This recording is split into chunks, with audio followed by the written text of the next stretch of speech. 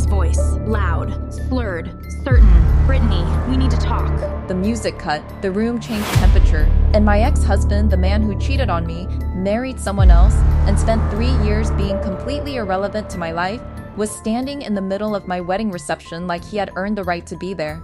Here is what nobody tells you about the moment you realize leaving someone was the best decision you ever made. It does not always arrive quietly. Sometimes it arrives drunk at your wedding, in front of everyone who watched you survive him. By the time security reached Tyler that night, he had already given me something I did not know I still needed. Not closure, proof. My name is Brittany, 34 years old, Nashville, Tennessee Tower, East Nashville neighborhood, my whole adult life. I work in event marketing, have for 7 years. I am the kind of person who holds it together in public and falls apart later in private. That quality helped me survive my first marriage. It also kept me inside it longer than I should have stayed. Tyler and I divorced 3 years before this night. He had cheated with a coworker. Lied about it for months, then acted genuinely offended when I filed papers. That was the worst part of him.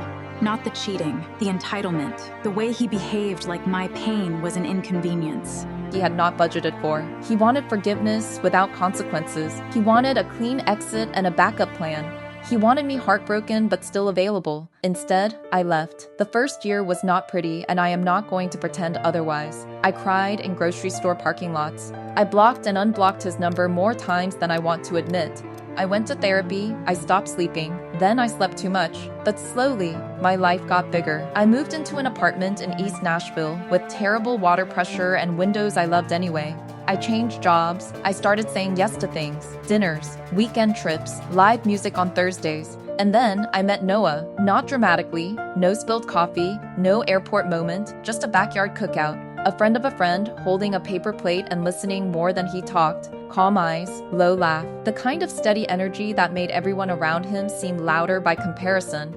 After Tyler, Noah felt almost suspiciously peaceful. I remember thinking, this is what safe looks like when it shows up in dress shoes. He never chased me, never overwhelmed me, never made speeches about fate. He just showed up consistently and meant what he said every single time.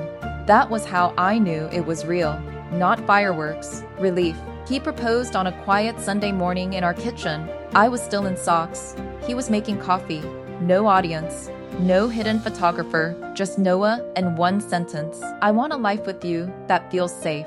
I said yes before he finished breathing. By then, Tyler had remarried. Of course he had. Men like Tyler hate silence because silence leaves too much room for self-reflection. His new wife, Emily, was younger, polished, and from what little I saw online, committed to convincing the world she had won something valuable. That was fine with me. She could have him. I meant that completely. And then came the Saturday in October that shifted everything. Our wedding day, a restored break venue in Nashville, string lights, white flowers, dance floor big enough for my family, which was essential because my family treats weddings like competitive cardio. Rachel, our planner, kept everything moving with the calm efficiency of a woman who had survived disasters before and simply chosen not to discuss them. The morning was perfect in the real sense. Not filtered, not performed, just calm and full of the right people. My mother cried buttoning my dress. My sister nearly burned herself curling her hair because she was trying to gossip and style simultaneously and had miscalculated the physics. Noah sent one text before the ceremony. "Can't wait to marry you." No nerves, no games, just certainty. The ceremony felt like stepping into the life I should have had all along. His vows were simple and completely devastating in the best possible way. I felt lighter than I had in years. I did not know then that the night had one more thing to show me. The reception was an hour in when Rachel appeared beside me with the expression of a woman trying not to trigger a fire alarm. "Brittany," she said quietly, "we have a situation." I assumed someone had fallen, or a vendor had not been paid, or my uncle had restarted the political argument from Thanksgiving. Your ex-husband is outside the reception entrance. He has been drinking. Security is with him. I stared at her, then I laughed, because the alternative was throwing something. Noah was beside me instantly. He did not puff up, did not perform, did not ask whether Tyler was bigger than him. He just looked at me and said, "Tan, what do you need?" That is one of the reasons I married him. "I want him gone," I said. Rachel nodded like she had been waiting for that exact answer. But before security could fully move him, Tyler pushed through the side entry. Drunk men always mistake volume for authority. He was loud before he was even visible. And then, there he was, wrinkled dress clothes, flushed face, wild eyes. The expression of a man who had spent years rewriting history inside his own head and genuinely believed his version. The music stopped. My mother's hand went to her chest. Noah stepped slightly in front of me without blocking me. Brittany, we need to talk. You can't marry him. I remember the feeling in that moment. Not fear, not anger, just a very specific exhaustion at the size of his delusion. Are you insane? I said. He pointed at Noah. You don't love him like you loved me. Noah did not move. I did not either. Because Tyler was accidentally correct about one thing. I did not love Noah the way I had loved Tyler. I loved Noah better. Tyler's love had been anxiety, performance, waiting, hoping, explaining. Noah's love was peace. Tyler kept talking. He had made a mistake. Emily was not me. He knew when he saw our wedding photos online that I was supposed to be his wife. He could not let me do this. As if I required his permission to continue my own life. The room was completely silent except for him. Then he said it. Come with me right now, and we can fix this. Somewhere behind me, one of my cousins laughed out loud. I think that helped, because suddenly, the whole thing stopped being frightening and became something else entirely. Pathetic. I looked at him standing there drunk in the middle of my wedding, red-faced and desperate and genuinely convinced he was the main character of this moment, and I finally saw him with complete clarity. Not the man who broke my heart, not the great love that almost was, just a selfish man who still believed my life should pause whenever he wanted attention. No, no? No. You cheated on me. You lied to me. You lost me. Now you need to leave. Security moved then. Tyler kept talking over his shoulder as they walked him out.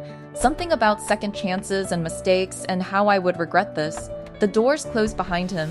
The entire room exhaled at once. Then my grandmother, 81 years old and completely unbothered by social grace when justice is available, raised her glass and said, well, anyway. The room burst into laughter. I laughed harder than I expected, hard enough that the last bit of tension left my body completely. Noah kissed my temple. Rachel signaled the band.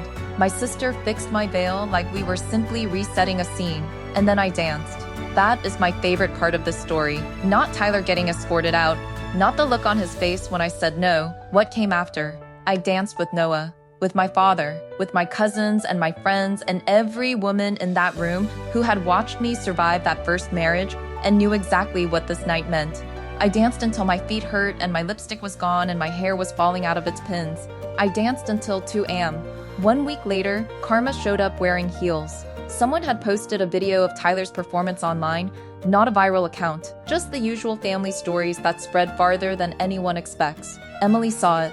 Tyler had told her he was grabbing drinks with clients that night. Instead, there he was on video, drunk at his ex-wife's wedding, begging for another chance. She filed for divorce within days. He lost 2 marriages because he could not let go of the first woman he had betrayed. I never spoke to Emily directly, but I understood her immediately. There are things a woman does not come back from. Watching her husband publicly humiliate himself over someone else is one of them. Tyler tried reaching me after. Apology texts, missed calls, 1 long email with the subject line, please just read. I deleted everything. There was nothing left to say. I was already living the answer. He thought he was crashing my happiness that night. He was just standing in the middle of it, showing everyone in that room exactly why he no longer belonged there. And me? I married the love of my life, danced until 2 in the morning, and never once looked back. Some people think leaving means losing. It does not. Sometimes, leaving is just the first honest decision you make for yourself. Tell me in the comments, Poe, has someone ever shown up in your life after you moved on and accidentally proved you made exactly the right choice? And if you know someone still doubting whether they made the right call, Tef, send her this right now. She needs the reminder more than you know.